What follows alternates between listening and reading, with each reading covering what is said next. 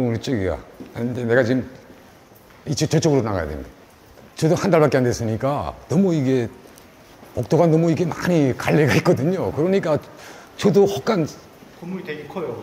예, 그렇죠. 이게 두 개 호동이 지하 아니고 이게 지하 1층이거든요. 여기가. 그러니까 이쪽으로 모든 게 다 연결이 되는 거예요. 그러니까 여기 공간에서 밖에 나갈 일이 없어요.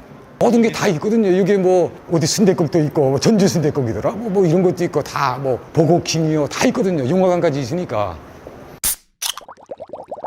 안녕하세요. 안녕하세요. 저는 북한 내무성에서 구원을 일하다가 대한민국의 기순에서 학교를 졸업하고 지금 시설팀에서 전기를 다루는 일을 하고 있는 한진명이라고 합니다. 반갑습니다. 예, 들어가시죠. 여기가 공간이 우리가 휴식하거나 커피를 먹을 땐 저기 가서 먹거든요. 저기가 좀 조용해요. 선생님 취업하신 거예요? 아, 그렇죠. 여기에 취업을 해서 그래서 성공적으로 대한민국에 지금 정착하고 있습니다. 좀 춥죠?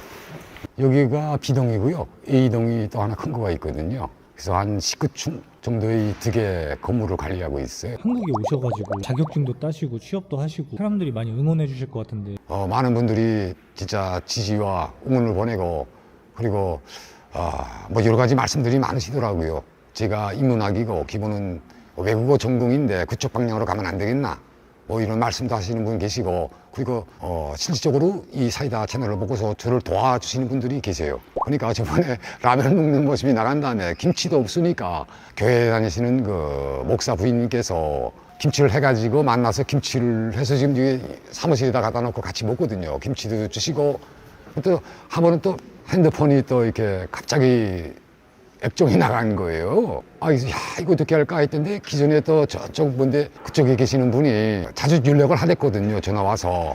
그러면 내가 취업을 준비하는 데서 안타까 하는 거 보고 힘도 주시고 했는데 그분이 또 액정값을 또 보내주시더라고. 그래서 이거 사이다 채널을 통해서 대한민국 국민들이 그 지지와 성원이 있는데 내가 그 믿음과 기대 여기에 잘 부응해서 성공적으로 정착하겠는지 저 자신도 막 좀 떨리거든요. 저도 좀 잘 되는 모습을 보여드려야 되겠는데 대한민국에 와서 시스템에 적응하는 것도 또 있거든요.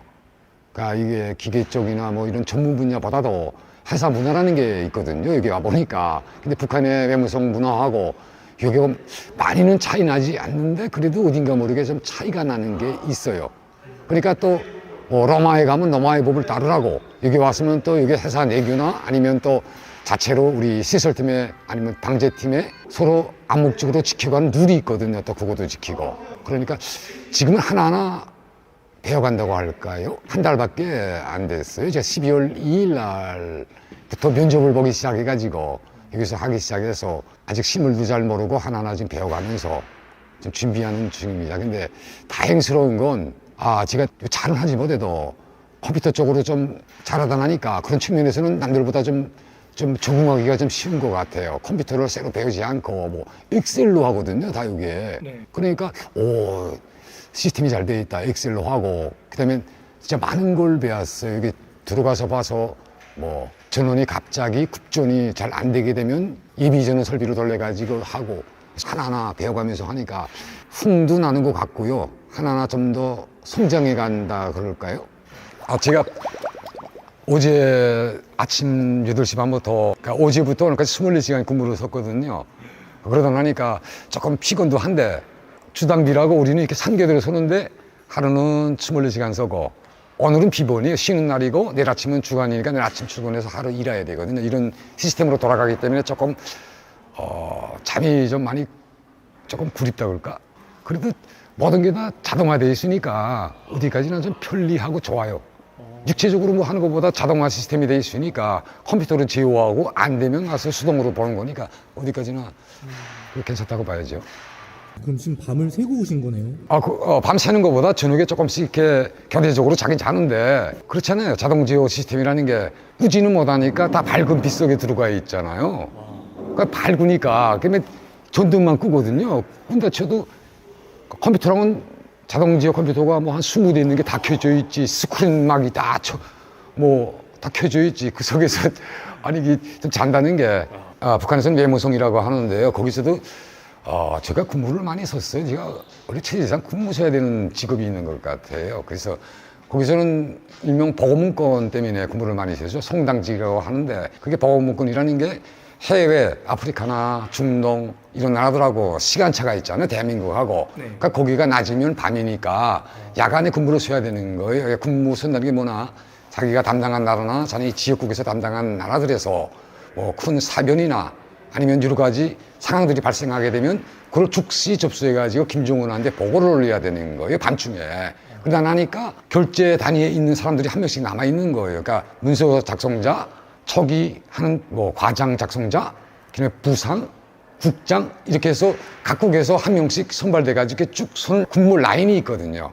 이런 근무 속에서 하나 말씀드리면 제가 북한에 있을 때 태영호 전 국회의원님도 그때 부국장을 했어요. 그래서 그때 제가 부원으로서 당직으로 나갔거든요. 태영호 부국장님이 최고 라인은 아니지만 부상 밑에 사인하는 라인이잖아요. 그러니까 거기 계셨고 거기서 같이 근무를 쏟아놨는데 여기서 만난 거예요. 여기 와서. 진짜 반갑더라고요. 서로 얼굴도 알고 같이 근무소. 그러면 북한의 외무성이라는 게 진짜 외교관이 많지 않거든요. 서로 얼굴은 다 알고 있어요. 그러니까 한 외교관이 한 400명 정도? 이 정도 있다고 할까요? 그러니까 한 강당에 다 모이게 되면 다 얼굴을 알고 있는 거예요. 그러다 보니까 여기 와서 뭐 만나는 분들이 많죠. 이일교 참사님은 같은 국에 있었고요, 나하고. 그러니까 이번에 쿠바 참사 오신 분은 좀 자주 만나는데 다 아시다시피 전 쿠웨이트 참사님이 오셨지 않았어요? 그분도 또 육국이에요. 그분은 중동 담당이니까. 그래서 우리 쉽게 말하면 육국이 다 최근에 완 것 같아요. 지금 육국이 3명이 왔거든요. 그러니까 3명이 다 얼굴을 알고 있으니까 참으로 여기서 좀 감회가 이상하다 그럴까요? 근데 뭐 직업은 서로 다 다르지만 그렇지만 다 자기가 뭐 일하는 곳에서 정착한 곳에서 열심히 다 살다가 시간이 나게 되면 서로 만나거든요. 공동의 아는 인물을 하나씩 추정해 가는 거예요. 아니 미국에 어느 국장님이 계시잖아요. 그분 하면서 이게 이야기 줄거리가 이거고 공통점을 찾아가는 것 같아요. 그래서 지금. 제가 이게 사이다 채널에 나오면서 많이 유명해진 것 같아요. 그러다 나니까 여기저기에서 연락이 오거든요.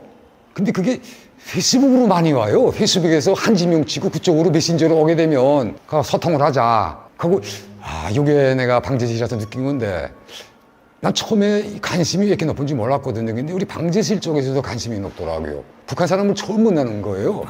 근데 나 자체는 본인 자체는 그런 상황을 모르니까 다 알 거라고 생각을 했거든요. 북한 사람을 한 번씩은 만나볼 수 있는 기회가 있었을 거다. 왜 3만 5천 명이 탈북을 했으니까 응당한 거 아니에요. 근데 실정은 그렇지 않더라고요. 한 명도 못 만나본 거예요. 그러니까 처음에는 그분들도 나를 대하면서 조심하고 나도 조심하고 그러다가 점점 하나씩 서로 마음을 열어가면서 하다 나니까 그거 내가 모르는 게 많거든요. 시스템 쪽으로 북한하고 보고 라인이나 뭐 돌아가는 시스템 여기서 조금 틀린 게 있어요. 그러다 나니까 그걸 여기에 적응시키다 나니까 하나하나 이렇게 일깨워지면서 배워가고 있거든요.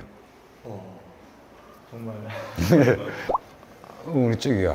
근데 내가 지금 저쪽으로 나가야 됩니다. 저도 한 달밖에 안 됐으니까 너무 이게 복도가 너무 이게 많이 갈래가 있거든요. 그러니까 저도 헛간 건물이 되게 커요. 예, 그렇죠. 이게 두 개 호동이 지하 아니고 이게 지하 1층이거든요. 여기가. 그러니까 이쪽으로 모든 게 다 연결이 된 거예요. 저 A동, B동이 모든 것이 길러나니까 조금 잠깐 다른 생각을 하게 되면 좀 찾아가기가 그렇거든요. 이쪽으로 가면 CGV라고 영화관이 있을 거예요. 여기도 영화관이 있어요. 하고 여기 계시는 분들이 식사는 다 여기서 충족을 하거든요. 그러니까 여기 모든 레스토랑트가 여기 다 이렇게 상주하고 있어요. 그러니까 여기 공간에서 밖에 나갈 일이 없어요.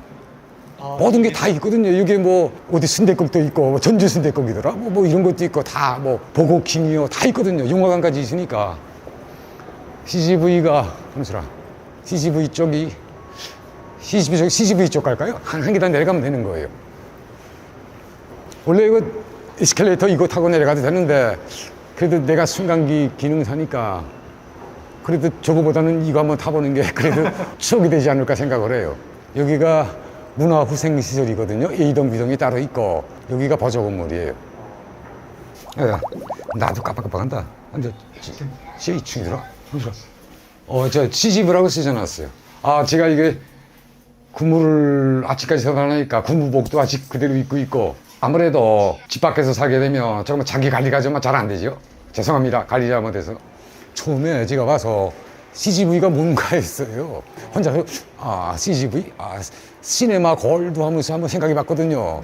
아니, 그게 아니더라고. 물어보니까 회사 이름이래 CG가. 북한은 융화관 하거든요. 그러니까 여기서 외래어로 쓰니까 잘 몰랐지.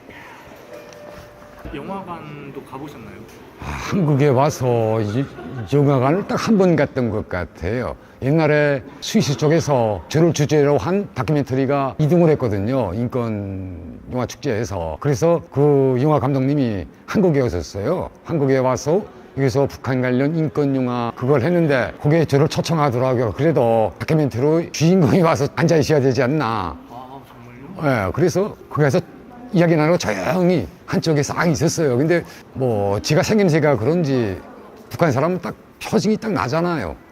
그러다 나니까 거기서 진짜 아니라 우연하게도 많은 분들이 그 스크린에 나오는 나를 보고 나를 보니까 똑같은 사람이 저기 앉아 있는 거예요, 지금. 그래서 그 사람들한테 좀 관심을 많이 받았던 생각이 나요. 하고 오늘도 우리가 선임을 하는 우리 선배님이 이야기하는데 제가 북한에서 11년 군복무를 하면서 얼굴이 한 2번 울었댔거든요. 동상을. 동상을 걸려. 예, 동상을 이거 전면 동상 2번 입었댔거든요, 제가. 군복무 하면서. 그러니까 북한 근이라는 게 생활이 열악하고 그리고 보장, 구비 품들을 잘 공급하지 못하다 나니까 또 자체 보장할 수는 없지 않아요. 그러니까 거기서 그런 상황에 놓이다 나니까 여기 와서 제일 좀 뭐랄까 안타까운 게 많이 늙어 보인다 이럴 때가 솔직히 말해서 좋게 말하는데 그게 제일 좀 그렇거든요. 그래서 선배님이 이거 그 뭐라 그래요?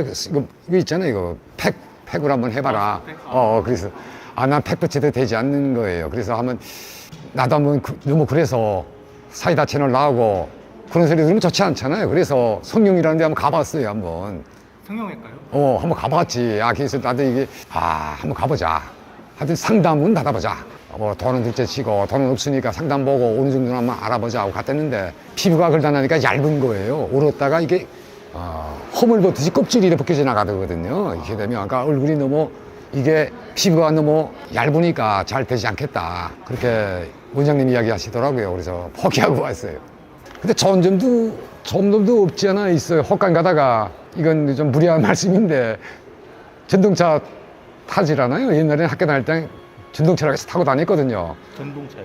그러니까 전차. 전차. 북한은 전동차라 그러니까 저기 전차를 타는데 타다가 혹시 너무 힘들면 어르신 좌석에 살짝 앉거든요. 아이고. 그러면 잠깐 어르신이 된 거예요. 그래서 긍정적인 마인드로 나이 들어 보이는 것도 어떤 측면에서는 좀 좋은 측면이 있구나. 왜? 어떤 측면에는 여기 젊은이들이 일어나서 자리를 내주더라고. 그래서 속으로 한쪽 측면에는 조금 어떻게 생각하면 좀 서글프고 어떻게 생각하면 조금 긍정적으로 생각하면 여기도 이렇게 자리 내주고 앉아라 그러니까 편인 가네 이렇게 생각을 할 때가 있었어요. 북한 같은 데서도 노인 공경 이런 게 있나요? 그렇죠. 북한도 아무래도 북한의 김씨 가문에 대한 위대성이나 이런 것을 많이 부각을 시키려면 다른 것으로 통해서 또 많이 부각을 시켜야 되는 거예요. 웃사람을 공경하라. 뭐 이렇게 하게 되면 웃사람을 공경하지 않는 그런 문화가 없는 속에서 북한식으로 말하면 수령에 대한 충실성이 나오겠어요. 그러니까 초보적으로 도덕 경영하는 걸 배워주면서 좀 더 이게 심화시켜 나가면서 수령에 대한 지위와 역할, 수령의 남들보다 뛰어나다, 차별시가 된다 이런 것을 강조하는 거죠. 그렇게. 그러니까 이게 교육학적으로 봤을 때 진짜 북한의 교육도 얼렁뚱땅해서 수령은 위대하다 뭐 이런 게 아니고 체계적으로 밑에서부터 말하자면 나이에 맞게 단계적으로 올라가면서 이게 마지막에 심화시켜 나가서 수령회까지 가거든요. 교육학적인 원리로 봤을 때 그 사람들도 노하우가 있으니까 어떻게 해야지 사람의 머릿속에 자기의 사상을 잘 주입시키겠는가 이런 게 모든 시행착오들을 겪고 생각해낸 거겠죠. 여기 왔는데 하나 또 기억에 남는 것은 또 뭐라 그러나 생전 처음으로 연봉 협상? 월급도 이렇게 어느 정도인데 괜찮냐 이런 거 처음 들어봤어요. 북한에서는 월급이라는 걸 생각을 안 했거든요. 이번에 말하자면 생활비를 탔는데 우리 팀장님이 물어보더라고. 생활비 탔는데 거기에 휴가비는 얼마고 뭐 이렇게 세부 항목이 있는 것 같아요. 근데 난 북한식으로 생각하고 총 각 금액만 확인하고 지었거든요. 카톡에서 알림이 오는 거. 그래서 세부적으로 어떤 항목에서 어느 정도 들어왔고 하는 걸 체크해야 되겠구나, 대한민국에서는. 명세서를 보면 이제 다 나와 있잖아요. 그걸 볼 줄을 몰랐죠, 난. 그래서 뭐 생활비에 신경을 안 쓰고 살았으니까. 그리고 다음으로 기억에 남는 게 그 면접을 보고 하다 나니까 그 이제 첫 면접을 보고 이제 일단 합격이 되면 여기 센터장님하고 관리센터장님하고 여기 시설팀 팀장님하고 이제 3명에서 일정한 정도로 대화를 나누는 그런 시간이 있어요. 처음에 이렇게 가르쳐 주면서. 그럴 때 이분들이 면접을 볼 때 서류를 내잖아요. 그걸 하나씩 받았단 말이죠. 그걸 우리 주인님들이 다 보신 거예요. 봤는데 거기에 또 뭐 김수성종합대학 뭐 이렇게 대단하니까 이게 좀 어딘가 모르게 뭐 이렇게 펌이 나기도 하지만 어딘가 모르게 조금 이거 조금 그렇다 하는 생각이 들더라고요. 그게. 그러니까 그 사람들이 생각하는 게 한 분이 자꾸만 그래도 김종대는 뭐 서울대 굽이라는데 여기는 김종대도 왔네 이렇게 말씀하실 때마다 조금 아니에요. 김종대도 같아요. 아무 대학교나 다 같이 이렇게 정정말 하면서도 뭐 김일성이가 절대 대학이 싫은 건 아니잖아요. 그런데 북한에서 진짜 누구나 가고 싶어 하는 최고의 대학에서 공부했다는 그런 자긍심이 조금씩 느껴져요. 정치관계나 이런 건 그만하고. 근데 솔직히 말해서 뭐 김일성 종합대학을 졸업했다고 해서 대한민국 현실에 와서 활용할 수 있는 가치가 얼마 없거든요. 지금 생각난다. 어떤 분이 통역이나 뭐 여행 가이드나 이런 걸 말씀하셨는데 제가 나이가 있잖아요. 또 하기도 그렇고 둘째로 제가 제일 걱정하는 게 아직도 대한민국 스타일을 아직 따라가지 못하는 거예요. 북한 말씨가 너무나도 몸에 배겨 있다니까 이런 측면에서 어떻게 보면 다 좋은 분들도 있지만 어떤 분들 속에는 조선족이나 뭐 어떤 다른 나라 사람이 대한민국 언어를 하는 것처럼 조금 거부감이 있을 수 있거든요. 그렇다는 게 아니고 내가 그럴 수 있다고 생각을 하거든요. 그래서 그 직업적으로는 조금 내가 선호하지 않고 좀 더 있으면 델프라고 하고 달프라는 게 있어요. 프랑스 문화원에서 프랑스 어학시험을 치거든요. 그거에 응시해가지고 자격증을 좀 취득을 해서 개인적으로 그러니까 대면하지 않고 오프라인적으로 프랑스로 번역해 주는 게 있거든요. 그래서 한번 해봤어요. 한번 해봤는데 그게 50만 원 주더라고요. 그러니까 프랑스 부동산 번역을 했는데요. 부동산 구조와 부동산 구매 계약서를 작성해 준 거예요, 내가. 대한민국에 직업이 되게 많잖아요. 예. 북한에는 직업을 배치해 준다고 했는데 예. 대한민국에서 직업이 많다 보니까 선택하시는 데서도 되게 많은 고민이 있으시겠어요. 도대체 모든 것을 다 내려놔야 된다고 생각을 해요, 저는. 그러니까 저는 다른 탈북민들에 대해서 이야기하는 것이 아니라 나처럼 북한에서 외교관을 하시다가 솔직히 말하면 조금 나하고 내가 생각해보지 못했던 완전 다른 방향의 별개의 직업을 가지게 됐지 않았어요. 내 상황이라는 건 인문학을 하다가 공학으로 돌아서 공학에서 또 새롭게 전기라는 거 도전하고 이렇게 가면서 우선 북한은 권력주의 사회이기 때문에 북한 내무성이 있다 아니면 중앙부처에 있다 하게 되면 그 파워와 위세라는 게 많거든요. 그다음에 나도 대한민국에서 정착해서 생활을 하면서 거기서 많이 시행착오도 겪고 가까운 지인들하고 많이 트러블이 있어요. 솔직히 말하면. 그 측면에서 나는 내 자체가 조금 접근해가지고 그분들에게 좀 이렇게 하고 싶어도 내적인 내심적인 감정이 있다고 할까. 그래서 내가 지금 어떤 한 분이 나한테 말씀을 하셨는데 그게 제일 와닿더라고. 그게 뭐나 대한민국에 왔으면 대한민국 사람들에서 사는 모든 사람들과 나는 똑같이 같은 높이다. 이렇게 생각을 해야지. 어느 뭐 미추평통회나 어디 가서 기자분들 만나고 이렇게 했을 때 박수를 계속 쳐주니까 내가 그 사람보다 좀 우위라고 생각하는 관념적인 게 있는 것 같다. 그래서 초기에는 받아들이기 힘들었지만 곰곰이 생각해 보니까 이런 사이다 유튜브도 나가고 TV 채널도 나가고 하면서 자기도 모르게 우월주의 감정이 좀 생기지 않았나. 그래서 안타깝게도 진짜 믿고 무시하던 분인데 그분하고 살짝 좀 트러블도 있고 해서 지금 생각하면 그게 제일 가슴 아파요. 그래서 이제 앞으로 좀 더 생활을 하느라면 오해 소지도 풀리고 여기서 정착하면서 북한의 그 사회적인 문화보다는 북한의 가정 문화에서도 많이 대치가 돼요. 북한은 가장의 지위와 역할이라는 게 가정 구성원 속에서 제일 높거든요. 그러다 나니까 대한민국은 여성이나 남성이나 뭐 부부지간이라 하면 와이프나 남편이나 평등한 자세를 유지하고 있는데 북한에서는 남자가 우위에 서다나니까 남자는 열심히 살지 않아도 반간시하는 그런 태도가 만연되어 있거든요. 근데 가만 보니까 나도 그런 관념이 있는 거예요. 그러니까 이게 사람은 쉽게 변하지 않는다고 누가 나한테 이야기하더라고요. 그런 것 같아요. 나는 내 자체가 대한민국 와서 많이 변화하려고 노력을 했고 변화했다고 생각을 했는데 세부적으로 자 나하고 가까운 사람들이니까 그런 이야기를 해주겠죠.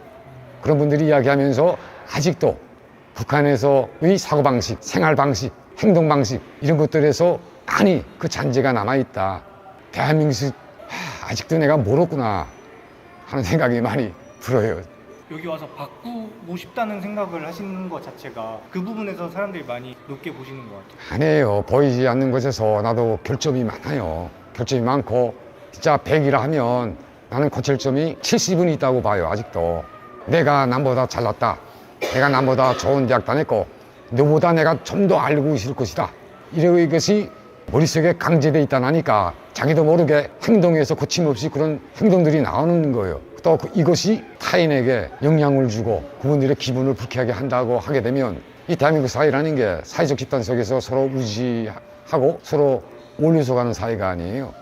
내가 많이 여기서 배우는 것 같아요. 식사 시간인 거로구나 지금 벌써. 이런 한국 회사에 취업을 처음 하신 건가요? 이런 환경 처음이죠 내가. 그러니까 이게 8년 만에 내가 대한민국 와서 얻은 처음의 직업이랄까요 지금. 그러니까 아까운 호송세월을 내려놓는데 많이 허비하고, 그리고 둘째로 TV도 나가고 하면서 어느 정도의 수입이 있다니까. 그러니까 그것만 계속 기다리고 있었던 것 같아요. 그러니까 고정적인 수입이 있어야지 사람이 살겠는데 비정기적인 수입에 우전하다 나니까 생활적으로도 많이 타격을 받고 그렇게 했거든요. 그래서 좀 말씀드리기 그렇지만 제가 대한민국에 와서 이런 진짜 회사에 취직을 해가지고 현장에서 부딪히기는 이게 처음이에요 지금. 기존에 처음에 와서 국가안보전략연구원에서 통일전략연구실에서 내가 한 1년을 있었어요. 그때는 처음에 와서 일을 했으니까 상황 파악이 하나도 안 되고, 그리고 그때는 북한에 대한 향수, 그러니까 북한의 그리움, 그러니까 북한이 그립다는 게 북한에 있는 부모님들에 대한 그림이겠죠. 자책감 곤란하니까 매일 이거 술만 먹고 살았거든요. 그러니까 정신도 제대로 못 차리고 그러다 나니까 거기서 내가 제대로 정착을 하지 못하고 그래서 영국을 가게 된 거거든요. 내가 정착을 좀 더 잘했다면 지금 제일 후회하는 게 그거예요. 처음에 그래도 북한에서 외교관이라고 이 정부에서 그래도 북한 관련 전문직 연구원 직책을 줬는데도 내가 거기서 잘 적응을 하지 못하고, 그리고 거기서 솔직히 말하면 다른 나라로 갔다 온 것이 나한테는 하나의 호성세월인 거예요. 그게. 그러니까 지금도 내가 대한민국에서 제대로 잘못했다 하는 것은 정부가 줬던 직업에 사직서를 내고 나간 거예요. 그래서 그게 제일 후회 나요. 앞으로의 어떤 또 계획이 있으신지 궁금합니다. 지금 산업기사 필기 쪽은 합격했는데 기사 필기는 또 됐으니까 필기 쪽에 지금 다시 지금 그 원서 접수를 다 해놨거든요. 그래서 그게 이제 2월 17일 날에 시험을 쳐요. 근데 자신이 없어요. 아무래도 신입이다 나니까 책을 펴놓고 공부하기 좀 그렇잖아요. 그러니까 좀 아무래도 처음에 왔으면 상사들이나 이런 분들의 눈치를 많이 봐야 되는 거예요. 북한도 같고요.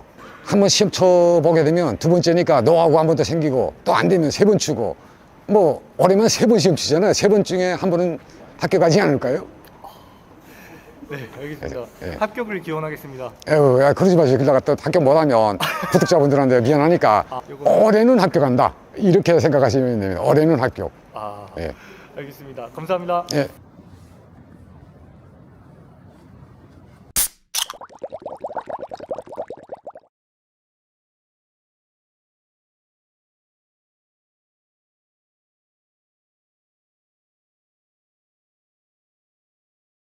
아침 안 드셨어요? 아침 근무서고 원래 라면을 하나씩 먹는데 자그마한 컵라면을 하나씩 먹고 퇴근하는데 좀 또 라면 드셨어요? 근무서면 라면 많이 자주 먹죠.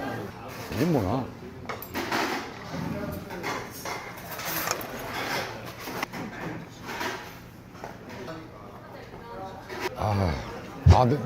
너무 눈이 쓰래.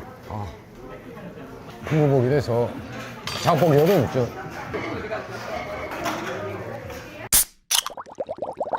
안녕하세요. 네, 안녕하세요. 북한 외무성에서 베트남 주재 북한 대사관에서 소견을 하다가 이게 대한민국으로 와서 전기를 공부하고 지금 전기 분야에서 업무를 보고 있는 기전주임 한진명입니다. 지금 첫 취업을 하셨다고 했는데 퇴근길이신가요? 예, 퇴근하고 있는데 전철보다는 차가 더 편리하다 이렇게 생각을 했거든요.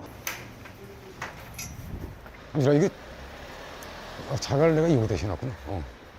제가 살 때 많이 생각을 했는데 차라는 게 하나의 운수수단이니까 자기 뭐 뽐내는 건 아니잖아요. 자기 뭐 재력을 뽐내거나 그런 건 아니니까 제일 싼 차를 골랐어요. 그래서 찾아봤는데 제일 싼 게 이 차더라고요. 그런데 옵션을 좀 다니까 바짝 높아지더라고요. 취득세가 더 올라가요. 그래서 중국으로 살 걸. 제가 북한에서 차를 배웠어요. 그러니까 대학교에서 배웠거든요. 북한의 김일성 종합대학과 평양외국어 대학에서는 이 차 운전 과목이 따로 있어요. 별도로. 왜냐 거기서는 외국어를 하는 이런 인재들 양성하는 것이고 또 외교관 양성이나 이런 것이니까 차 운전이 필수거든요. 대사관 나가거나 하게 되면. 그 때문에 북한에서 차 배운 게 한 개 과목으로 해서 북한 김일성 종합대학에서 이걸 배웠어요. 하는 걸. 근데 실질적으로 운전을 이렇게 많이 해보진 못했어요. 근데 우스운 건 북한에서 차를 배울 때 휘발유랑 몽땅 다 자체 부담이거든요. 그래서 자체로 휘발유를 다 사가지고 개개인이 모여서 차 한 대 뭐 50명이면 50명 이렇게 모여가지고 차를 배웠어요. 그때. 기름값을 사비로 해야 되는구나. 그렇죠. 그러면 또 처음에 한두 시간 동안 배우고 나가서 야외에서 차를 배웠잖아요. 다찌아를 가지고 차를 배웠거든요. 다찌아라는 게 조그만 쉽게 말하면 한심한 경차예요. 그거 가지고 배웠는데 북한이 현재 다찌아 회사하고 계약을 맺어가지고 다찌아 차들을 많이 들였는데 그 대금을 아직도 물지 못해서 아직도 빚을 지고 있다는 게 다찌아네요. 북한이 많이 들였거든요. 그러다 나니까 거기서 뭐 교수님 식사도 사드리고 뭐 그 차 대고 하면 그 부담감이 굉장히 많이 있었어요. 그때. 한국에 차가 많잖아요. 그렇죠. 한국엔 직장인이나 트래픽이 너무 많으니까 북한에선 쉽게 말하면 차들이 없으니까 뭐 남포 쪽에서 와도 오가면서 차를 몇 대를 보게 되면 그게 고작이거든요. 그래서 저도 다 이거 어느 쪽으로 제가 원래 지하 5층에 차를 세웠는데 네. 이렇게 생각이 없이 4층에 세웠네요. 우리 직원들은 다 5층에 세우거든요. 이게 지금 지하 3층이니까 어느 쪽으로 빠지는지 내가 가만히 있었죠. 아까 저쪽으로 잘못 들어갔어요. 네. 내가. 북한에도 이런 지하 주차장은 없을 거 아니에요. 차가 없으니까. 그렇죠. 주차할 때는 어떻게 하는가. 북한에서는 혹간 가다가 기사님들이나 북한은 기사라는 직업이 따로 있거든요. 운전사라고. 이게 하나의 직업이거든요. 근데 그분들이 차를 가지고 움직인다 하는데 혹시나 회사에 못 들어갈 수가 있잖아요. 차를 가지고. 그런 경우에는 자기네 집 앞에 무슨 회사 같은 게 있을 거예요. 그런 것에다가 돈을 주고 주차한다 그럴까? 그러니까 밖에 내놓으면 다 떼가는 거예요. 이거 몽땅. 그러니까 어디 안에 보안 장치가 된 곳에 들어가야 되잖아요. 경비원이 있는 회사가 있을 거 아니에요. 거기다가 사업을 해가지고 거기다 연다고 생각하시면 됩니다. 다 떼간다는 게 차를 분해해서 차가 분해되는 거죠. 그러니까 도둑놈이 다 떼가는 거예요. 그러니까 차를 내부에 이렇게 세워놓는다는 건 생각을 못 해요. 이걸. 생각을 못 하니까 할 수 없는 거죠. 처음에는 와서 시행착오를 많이 겪었어요. 뭘 겪었나. 차를 샀는데 북한 사람들이 일반적으로 뭐 나만 그런지 모르겠는데 차에 대한 이런 애착심이 많다 그럴까? 더 비싼 거를 또 그것도 좀 할부로 사서 나머지 돈을 이렇게 경제 관리에 맞게 좀 굴려야 되겠는데 그걸 생각 못 하고 완불로 사는 거예요. 아야. 완불로 사다 나니까 그거 사고 나면 여기 돼가지고 경제적으로 어려워지는 거예요. 그래서 대한민국에서 한 발 배한 노하우가 조금 돈 더 주더라도 이게 할부로 사게 되면 그 나머지 돈을 살짝 조금 다른 용도로 쓰게 되면 생활이 좀 더 장기적인 삶, 중장기적인 삶이 되지 않겠는가. 북한에서 보통 북한 사람들은 해외에 나갈 수가 없잖아요. 예. 베트남에 나가셨잖아요. 예, 그렇죠. 그럼 정말 엄청난 부러움의 대상이었겠네요. 북한에서는. 그렇죠. 북한에서는 극소수의 사람들만 해외를 나갈 수가 있잖아요. 외무성에 있으면 기본 외모성이 가는 목적이 그렇죠. 외국에 나가서 그저 일반적인 위치에 있는 것이 아니라 해외 나가 주지하는 상주 성원들을 컨트롤할 수 있는 그런 능력이 있잖아요. 거기서 러비를 받고 그러니까 자기가 업무 활동을 해서 회사나 이런 이것 때문에 가는 것보다는 상주에 있는 모든 성원들을 컨트롤하다 나니까 거기서 좀 러비도 받아먹고 좀 해외에 나간 사람들 중에 좀 더 상위급이라고 이야기할까요? 상위급이죠. 거기 있는 북한 식당이나 회사나 모든 사람들이 북한 외무성의 지시를 따라야 하고 거기서 이미 순간에 잘못했을 때는 거기서 강제 나갈 수도 있거든요. 뭐 주재국만 강제 나가는 게 아니라 북한의 당국의 지시나 이거를 집행 안 하게 되면 북한 당국에 귀국시키거나 소환시킬 수 있고 해외에서의 모든 당생활, 정치생활, 행정생활 이것이 종합적으로 북한 내부에 보고가 되거든요. 그러니까 쉽게 말하면 북한 외무성에 대해서 앞에 가서 불평은 하지 못하지만 요원들에 대해서 보이지 않는 속에서는 이게 욕하겠죠. 왜, 저 사람들은 가만 앉아서 노는 것 같은데 놀면서 자기네들이 피땀 흘려 번 돈을 와서 누가 말씀했더라? 북한 식당에 가게 되면 북한 외교관들 와서 서비스에 대해서 정확히 돈을 지불하지 않고 밥을 먹는다. 뭐 이런 말씀도 하시는 분들이 계시더라고요. 근데 그게 공공연히 자행되는 거죠. 왜냐면 그분들도 또 어떤 측면에 말하면 북한 식당에서 비즈니스를 하려면 북한 제품을, 상품을 갖다 놔야지 잘 될 거 아니에요? 그것도 또 왜 북한 식당들은 기본적으로 타겟이 대한민국 국민들이거든요. 현지인보다는. 아, 해외에 있는 북한 식당. 예. 해외에 있는 북한 식당이. 네.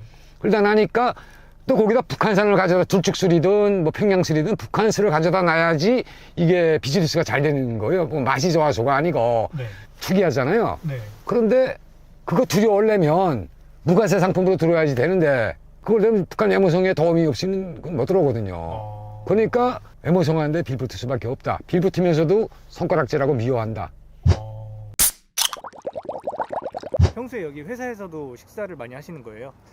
여기서 기본 먹는 게 뷔페 형식의 식당에 가서 많이 직원 할인이 한 1,000원 되거든요. 그러니까 직원 할인 받고 1,000원 할인 받으니까 한 7,000원 정도? 이 정도의 점심 식사를 여기서 진행하고 있어요. 북한에서는 가자 그런 사람이 되는 거거든요. 그러니까 이게 좀 이상하다 그래서 그랬지. 근데 도치페이 문화가 더 편리하고 뭐 인간관계에서 트러블이 더 없어진다 뭐 그러더라고. 그래서 나도 좀 늦게 보니까 그런 거 같기도 해요. 저희가 저번에 라면 드셔가지고 이번에 보쌈을 먹으러 왔습니다. 잘 먹을게요. 사이다. 구독자분들도 감사하고요. 오늘도 이렇게 심심해 맛있는 식사를 제공해 주셔서 정말 감사합니다.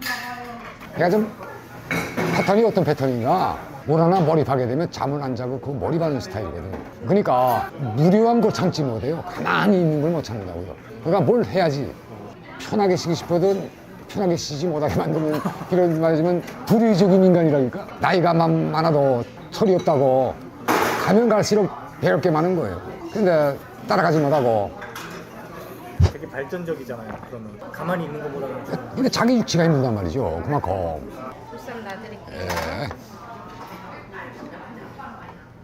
속에 있어요. 그래요? 근데 여기서 일하는데도 이게 처음 와보는 것 같아요. 식당이 너무 많으니까 스타일이 또 좀 자기를 챙기면서 막 이렇게 그런 스타일이 아니니까 자신을 너무 확대한다 그럴까?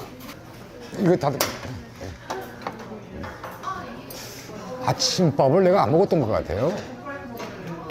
아침 안 드셨어요? 아침 근무서고 원래 라면을 하나씩 먹는데 자그마한 컵라면을 하나씩 먹고 퇴근하는데 또 라면 드셨어요? 근무서면 라면 많이 자주 먹죠.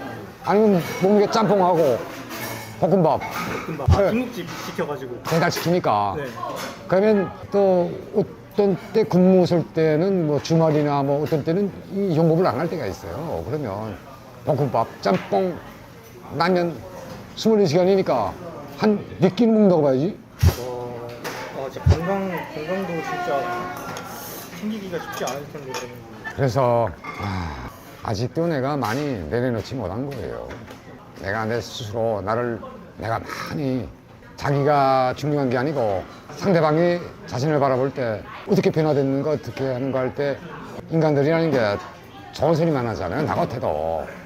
근데 또 이런 공개적인 삶이 있고 또 개인적인 삶이 따로 있을 거 아니에요. 누구나 다. 회사 생활이 있고 가족 생활이 있듯이. 내가 인간 생활 측면에서 내가 아직 성수가 임하던 것 같더라고요. 아직 많이 부족하다 하고 생각을 하고 있어요. 이게 뭐나?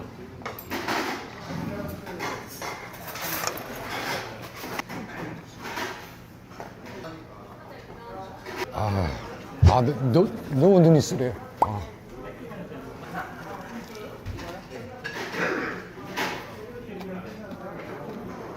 피디님 만나면 좀 편해요, 내가. 피디님 만나면 좀 내가 뭐랄까, 좀 더덕였는지 모르겠는데, 피디님한테 좀 편해요, 그래도.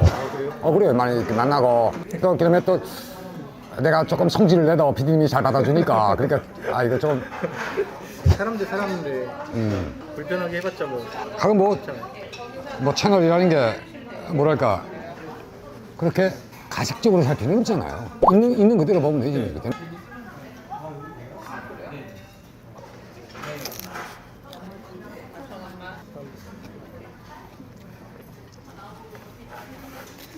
국무복이라서 작업복이 어려웠죠.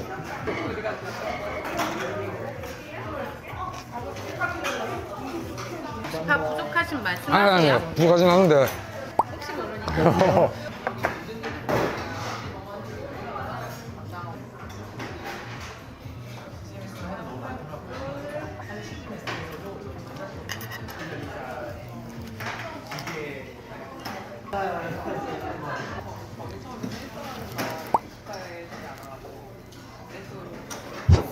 북한에서도 드셔보셨나요? 근데 그쪽에서는 그 돼지 머리 가지고 보쌈을 많이, 목이나 머리 가지고 보쌈 먹는 줄 알았거든. 근데 이것도 같은 거나? 이것도 모르겠어요. 보쌈을 그걸 해 먹는 걸 알고 있거든요. 여기서는. 여기서는 어느 부위로 먹는지 잘 모르겠어요.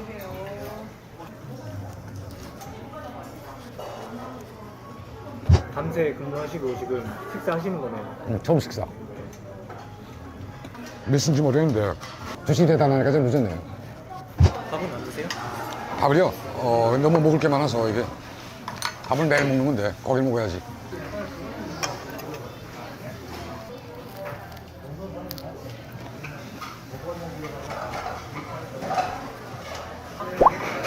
베트남 가셨을 때도 한국 음식 같은 거, 식당 같은 거 있을 거 아니에요? 하죠. 뭘 내가 하는데 회사만 제가 너무 많이 가게 되면 표정이 되니까 한 대 쫙 타고 가거든요. 쫙 가는데 딱 뛰고 끝이 뛰고 대한민국 식당에 들어가는데 빛이 달린 거 들어가잖아요. 그러면 또 가게 사장님이 또 깜짝 놀랄까 봐. 그게 북한에 지금 뭐 정찰청국 거기에 사람들이 있어요. 근데 합법 공작원들인데 이분들은 대한민국 말씨인 거예요. 배운 걸 그걸 배웠으니까 전문 말씨, 국술 뭐 이런 거 배우는 사람들이니까 그 사람들을 앞세우고 가지. 우리는 아무래도 표가 나니까 언어적으로 꾹 다물고 가만히 있는 거예요. 그 사람이 그분이 다 주문하고 가져오는데 그걸 제일 많이 먹은 게 거기서 그 닭고문 아니고 닭 이거 조그마한 거 삼계탕? 삼계탕을 계속 먹어봤어요.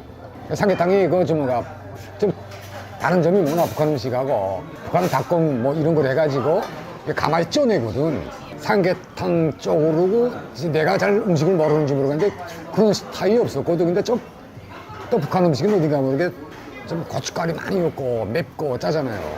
그건 좀 항상 좀 다른 맛? 담백하고 조금 이렇게 고춧가루가 없이 맑은 맛?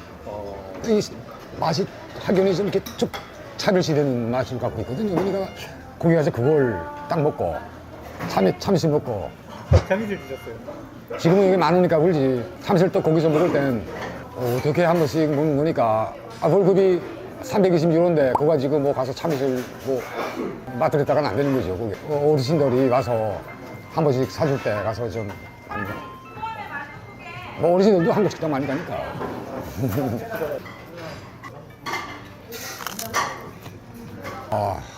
그래도 오늘 저녁에 좀 빨리 자야지. 또 피곤이 계속 누적되니까 날씨 바뀌면 사람이 몸이 망가지는데. 부지런하게 되면 뭐 자산 나는데 지금 몇 개 국어 하시는 거예요? 4개. 프랑스어, 불어, 베트남어, 한국어. 이렇게 다 먹지 못하겠네, 이거. 너무 많네. 내가 다 먹은 것 같은데. 밥을 먹어야지. 북한의 고위직 식사와 현재 지금 뭐 한국 회사 다니시면서 드시는 식사 어떻게 비교가 될까요? 북한 내무성에서는 그 옥수수 국수를 매일 주문받아 해줘요. 식은 식당이 있는 거지, 여기 말하면. 그래서 외무성에 있는 사람들은 외무성 식당에서 옥수수다가 진짜 이런 이거 뭐라 그래, 이걸 한 현육이라고 그러지, 북한에서는. 이걸 두세 개씩 이렇게 놔주면서 이렇게 명절날 되면 옆에가 옥류관이 됐어요. 우리 옆에가 옥류관에 쫙 가서 먹고 저녁에 또 가해식 하고 국회식 하면서 또 헛불 먹고 뭐 이렇게 뭐래도 북한 외무성 생활은 이제 너무 죄송한데 일반 생활들이 생각하는 삶하고 좀 틀리죠. 또 우리는 또 보는 거고 느끼는 게 다 해외만 느끼다 나니까 그 수준에서 이렇게 움직이려고 하니까 또 재정적으로도 해외만 나갔다 오면 좀 여유가 있으니까 우리가 좀 그렇게 살았죠. 북한의 그 당시에 외무성에 계실 때는 일반 주민들에 대한 어려움? 그런 거는 사실 잘 모르셨겠네요. 사람이 자기가 어려웠거나 상대방이 어려웠던 사실을 인지했다가도 자기가 행복하면 쉽게 잊어먹는 것 같아요. 나도 군대 때 힘들고 고생했고 내 말씀대로 얼굴도 다 이렇게 되고 했는데 자기가 좀 잘 먹고 지기에 서고 어느 위치에 서니까 어딘가 모르게 나도 상사들의 모습을 따라간다 그럴까? 허통조가 나오고 이리라 저리라 하는 거 그런 거 책임적인 발언이나 책임적인 지위에서 피하려고 결론적인 언어를 말하지 생각해 보라고 합니다. 이렇게 아니면 알겠습니다 하든지 사람 사는 건 다 똑같아요. 똑같죠. 우리가 외무성에서 일하게 되면 지특통상 타 중앙부처의 뭐 국장이나 뭐 그래서 고위급들 만날 때가 있어요. 근데 아무데나 그렇지 않아요. 권력의 수위에서 안 많은 사람이 뭐 큰 지주의 집에 가서 모습 산 놈이 작은 지주에 가서 있는 마름보다 높잖아. 요게 모습이 요게 중간 위치보다 높은 거예요. 뱀의 머리, 용의 꼬리. 그런 식이에요. 그러니까 북한 외무성에서 부원이지만 이 사람들은 해외 나가려면 이 사람을 딱 걸쳐야 되기 때문에 여기 와서 머리를 수그려야 되는 거예요. 왜 괜히 머리 쳐들었다가 선에는 자기만 보거든. 그런 형식의 이게 권력구조라니까. 아, 이 사람이 말 한마디 잘못하면 회 못 나가요. 내가 담당한 대박은 많아. 인건비보다도 외야라는 데 달려드니까. 그러면 내가 거기서 제일 나한테 말 잡는 사람한테 이거 던져주지 않을까요? 그런 거지. 그 나한테 너 좀 맞서고 그런 사람은 계속 거기서 밀려나는 거지. 계속 이렇게. 자기 예쁘다 하고 자기 잔등 두드려는 사람이 더 좋지. 자기한테 멋직적인 소리 하고 올라 군가 따지라기는 후배 가서 안 하잖아요. 진짜 똑같다. 똑같다는데 공무원 생활은 그 아까 말씀하신 게 북한에서 일반 사람들의 생활 알 수가 없는 거죠. 패턴이 출근 퇴근 여기만 다니고 하는 거는 딱 지한테 여기만 보고 혹시 눈 돌리면 저녁에 회식하는 거밖에 없는데 여유가 있어야 그게 뭐 지켜보고 그러면 자기 출퇴근길에서 벗어나질 않는데 뭘 볼 거예요 그게. 최근에는 북한에서 옆집에 누구 사는지도 몰라요. 내가 살 때도 옆집에 어떤 분이 사는지도 모르고 있는 상황인데 아니 이젠 북한 전체가 이젠 옛날하고 그렇지 않게 이젠 옆에서 누구 사는지도 다 몰라요 이제. 관심은 안 준다는 거지. 주변에서 다 이렇게 좀 어렵고 힘들게 되면 협조정신이 강화되는 것 같아요. 협조정신 나눠먹고 이런 거. 근데 경찰서 생활 수준이 올라가게 되면 옛날에 그 패턴에서 벗어나서 이런 사람들과의 차별벽을 세우는 거예요. 좀 그다음부터는 나의 생활을 좀 몰랐으면 좋겠다 이런. 사람 사는 건 진짜 똑같네요. 누군가한테는 그게 북한에서는 호화로운 생활을 누렸다라고도 할 수 있을 것 같은데 탈북하신 이유가 2014년도에 장성택이가 채용되면서 여러 가지 주변에서 자기 위험에 대해서 감지하는 분들이 많았어요. 나도 위험하다 하고 감지하고 북한을 탈출하게 된 거죠. 내가 있을 때 장성택이가 조금 위험하다고 생각을 했어요. 내가 있을 때 장성택이가 행정부장을 했는데 이상하게 자기 사업 영역이라는 게 있거든요. 행정부는 자기 영역이 있거든요. 영역에서 자꾸만 말하자면 내부로 점점 영역을 확대해 나가는 거예요. 하면 안 되거든. 그러니까 김정은이가 있는데 정은이가 조금 눈 감아주고 좀 그런다고 해서 정도를 나간 거지 지금. 계속 그냥 넓혀가니까. 넓혀가니까. 그래 사람이 항상 불안하고 두려움에 떠는 사람은 옆에서 누가 쉽게 핀잔을 주면 거기 쉽게 넘어가거든요. 신념이 강하고 약하고 문제도 있겠지만 사람이 그 강심장이라고 그러잖아요. 그렇지만 사람에게는 게 어디까지나 암만 강심장이라도 100번 집어 뭐 넘어가지 않는 나무가 있다고 옆에서 계속 그렇게 주입을 하면 그런 사람처럼 보이는 거예요, 눈이.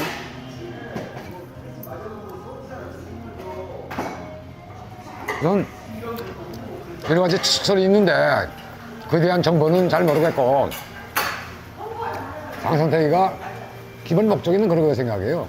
김종훈이가 김씨 가문이고 후손이고 쉽게 말하면 수령인데 수령의 지위와 역할에 대해서 이거를 받아들이려 하지 않은 거예요. 큰 틀에서 말하게 되면 수령의 용도는 유일직선이어야 되겠는데 수령의 용도 별도의 한 개의 용도선을 만드는 거지. 쉽게 말하면